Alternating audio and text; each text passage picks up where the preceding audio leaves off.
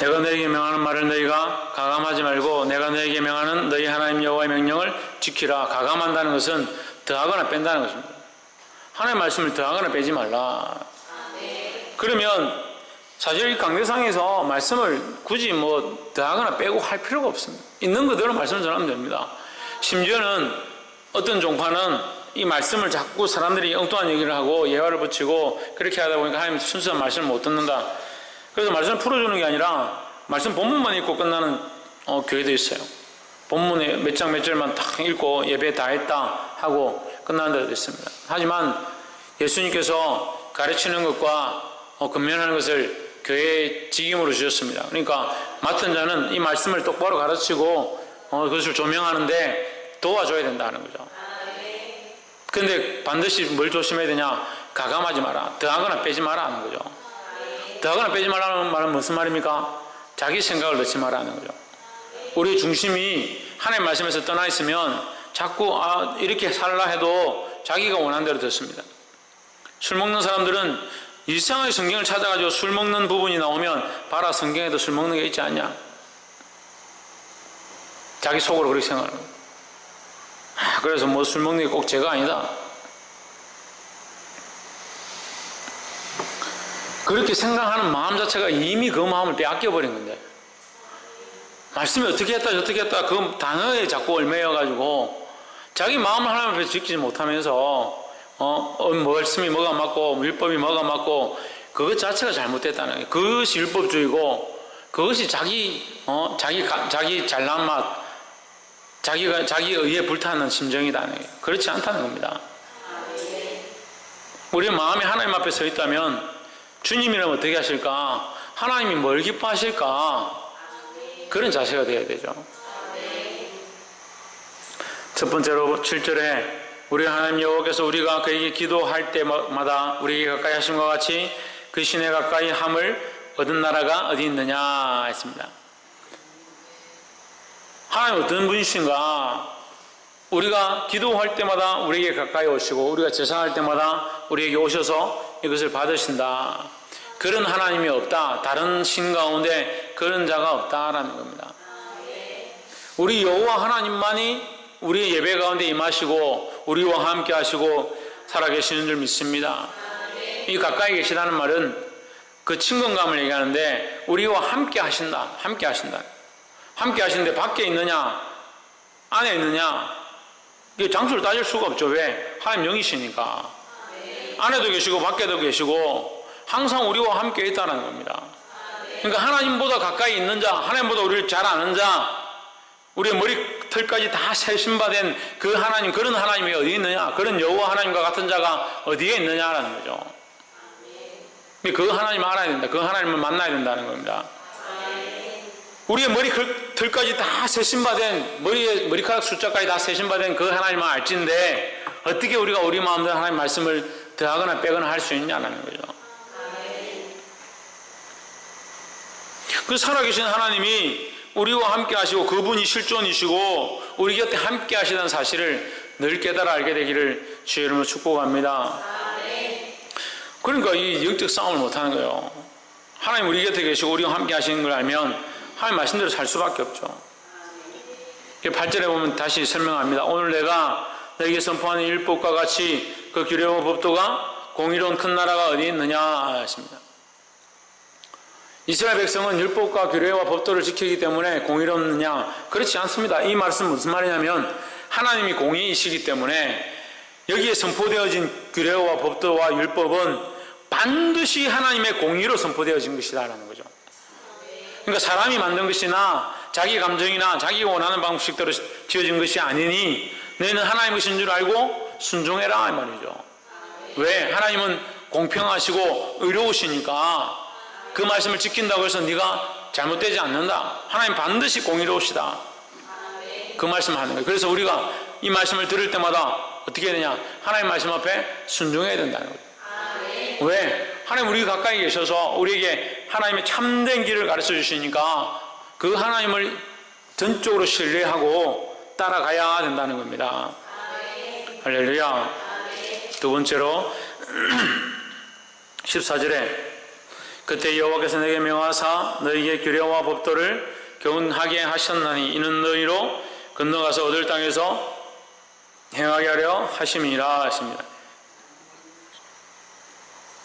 하나님이 이스라엘 백성에게 규례와 법도를 주셨는데 이것은 왜 주셨다? 하나님 규례와 법도를 왜 주셨다? 이 규례와 법도는 뭐라고 했습니까? 13절에 보시면 십계명이다. 하나님께 주신 십계명이다. 하나님의 계명이다 하는 거죠. 14절 하나님이 계명을 왜 주셨나? 하나님 건너가서 거하게 될 그 땅에서 행하게 하려 하십니다. 그러면 자 우리가 이 말씀을 좀 고민해 볼 필요가 있는 거죠. 하나님 계명을 주셨는데 건너가서 지키게 할 계명을 왜 주셨나요? 물론 바로 건너가서 지켰으면 좋았겠지만 이스라엘 백성이 불순종함으로 광야를 몇 년 동안 있습니까? 40년 동안 광야 생활을 합니다. 40년 동안 광야 생활을 하는데 이 계명 어디 가서 지키라고? 강을 건너가서 요단강을 건너가서 가나안 땅에 들어가서 지키라고 주셨습니다. 요단강에 건너가서 그 가나안 땅에 들어가서 이스라엘 백성에게 지켜라고 주신 그 계명을 왜 지금 주셨냐는 거예요. 왜 미리 주셨냐는 겁니다.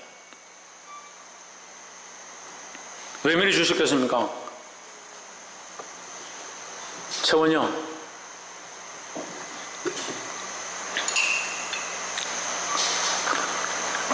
신성경.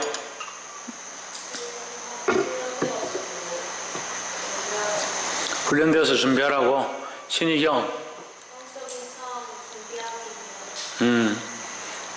천정민.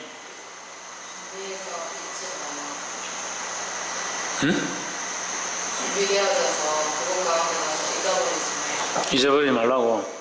최 집사님. 기도하고 준비하라고. 사모님. 예? 박창조. 이 계명은 가나안 땅에 들어가서 지킬 건데 행할 건데 왜 미리 주셨는가 하는 거죠. 그럼 우리는 하나님 나라의 계명이 우리에게 있습니까 없습니까? 하나님 나라의 말씀이 있고 계명이 우리에게 이미 주어졌습니다. 하나님 말씀이 법도가 이 말씀을 통해서 우리에게 주어졌습니다. 하나님 나라에 들어가서 지켜야 될 건데 왜 지금 우리에게 주셨습니까? 이것은 선민법이라는 거죠.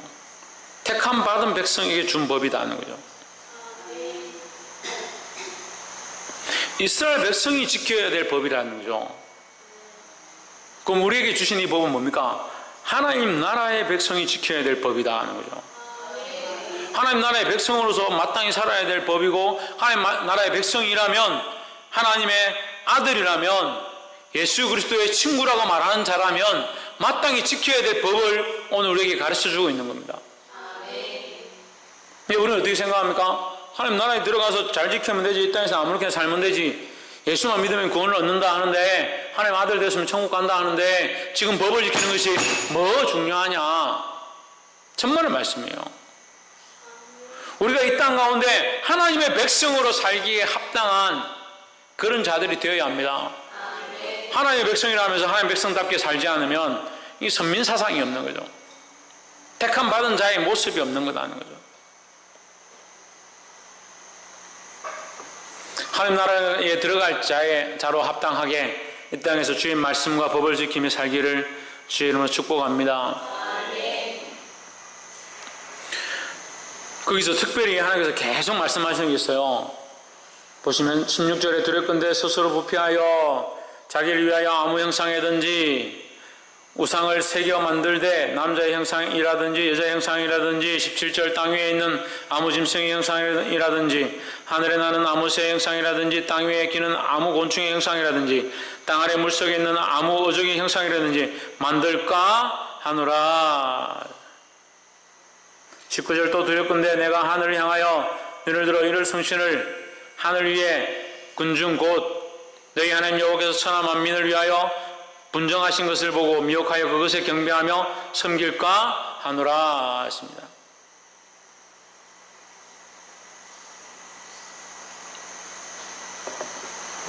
하나님의 법을 지키는 하나님의 백성은 누구를 섬겨야 하는가? 하나님을 섬겨야 되는 거죠. 그럼 하나님 눈에 보입니까? 보이지 않습니다. 우리는 누구를 믿느냐? 보이지 않는 하나님을 믿는 것입니다. 우리가 다른 종교와 다른 것이 뭐냐, 다른 여타 종교들과 우리가 특별히 다른 것이 뭐냐라고 묻는다면 뭐 부활에 있는 것, 예수 그리스도 십자가에 있는 것 여러 가지 있겠습니다만 또 우리가 한 가지 드러낼 수 있는 것이 뭐냐, 보이지 않는 하나님을 섬기고 있다는 거죠. 다른 모든 종교는요, 자기들이 믿는 신들이 보입니다. 금을 지어서 만들어 놓고 나무를 조각해서 만들어 놓고 갖다 놔야 됩니다. 일본에도 수많은 신들이 있습니다. 보이지 않는 신이 없습니다. 다 만들어 놨습니다. 하다못해 고양이라도 갖다 깎아가지고 만들어 놔야 돼요.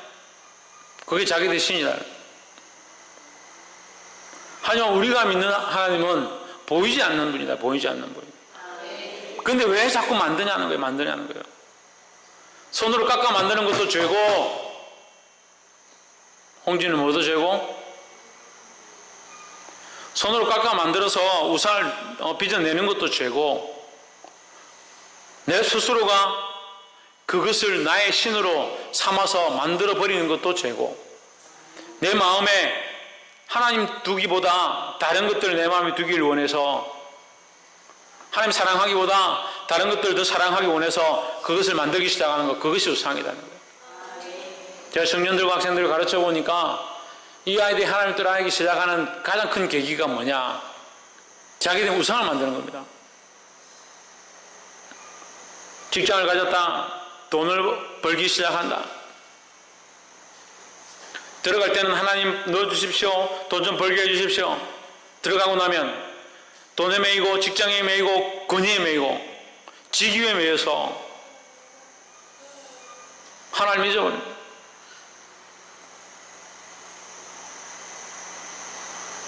자기의 즐거움과 자기 안락함들을 그냥 섬기는 것이 아니라 자기 하나님으로 만들어버렸어요. 하나님보다 그것들을 더 사랑하기 시작하는 겁니다. 우리가 언제 신을 만들었습니까? 천만의 말씀이에요. 하나님보다 더 사랑하는 것들이 다 신인데 다 우상이에요. 다 우상. 그걸 만들어 놓고 그걸 섬기고 좋은 백 가지려고, 좋은 돈 벌으려고, 좋은 남자 사귀려고, 세상 사람들에게 잘 보이려고, 명예를 얻으려고, 재물을 얻으려고 쫓아가고 있으면서 자기는 우상을 만든 적이 없다.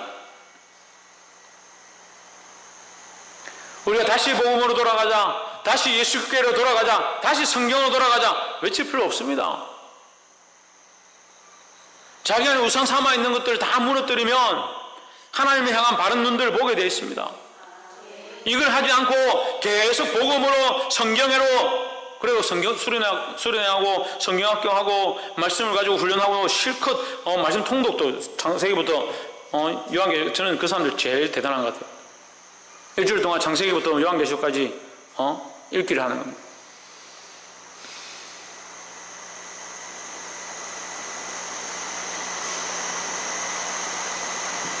창세기부터 요한계시록까지 한 번만에 다, 그 일주일 만에 통독 다 하고 돌아옵니다. 그렇게 하면 뭐하냐. 자기 안에 우상 삼은 거, 자기 안에 여전히 바라보는 것들 그대로 있으니까 현장에 돌아오면, 현실에 돌아오면, 자기 삶에 돌아오면 여전히 그대로 있다는 거죠. 그걸 무너뜨리지 못하니까.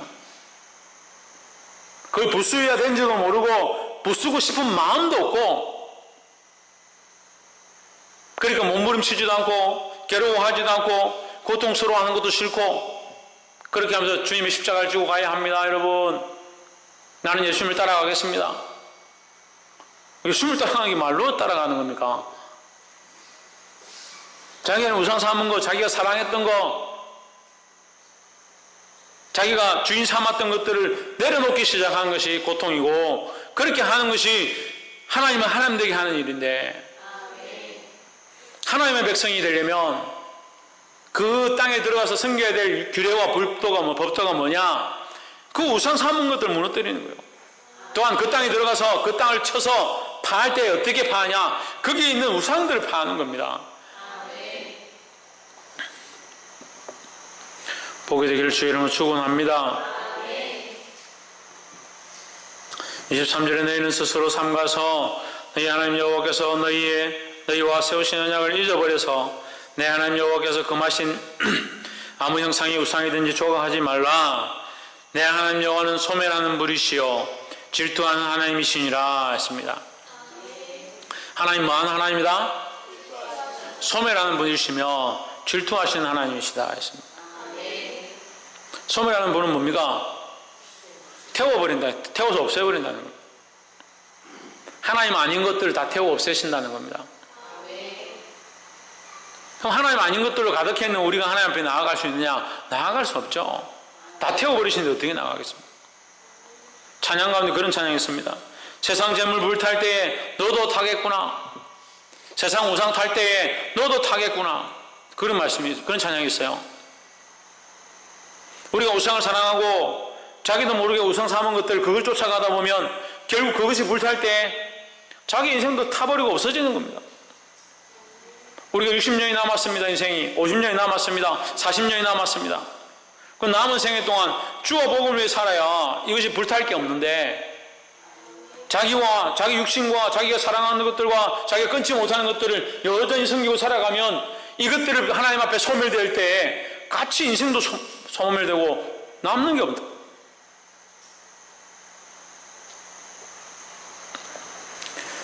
깨달아 알게 되기를 주 이름 축복합니다. 오늘 우리가 첫 번째 했던 말씀인데 첫 번째 뭐였습니까? 첫 번째 뭐였어요? 얘기 안 했어요? 예? 뭐 해야 된다고? 하나님 우리에게 가까이 하신다. 하나님 우리에게 가까이 하신다. 하나님만큼 가까이 하시는 이가 없다.